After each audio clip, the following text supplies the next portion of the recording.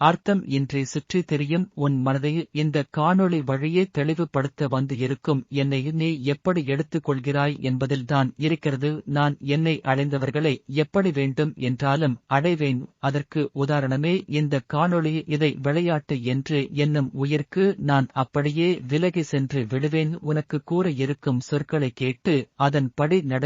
என் அன்பு குழந்தையே, உன் வாழ்வியல் தொடக்கத்தில் கண்ட ஏமாற்றம் நீ என்னை மறந்த தருணங்களின் பயன். ஆனால் அங்கேதான் உன் நம்பிக்கை சோதிக்கப்படுகிறது, உன் சாமர்த்தியம் வளர்க்கப்படுகிறது. நான் இருக்கும் இடத்தில் தேவை இல்லாமல் ஒரு காய்ச்சல் கூட வராது. ஒவ்வொரு ஏமாற்றமும் உன்னை வலுப்படுத்தும் ஒரு பாடமாகும்.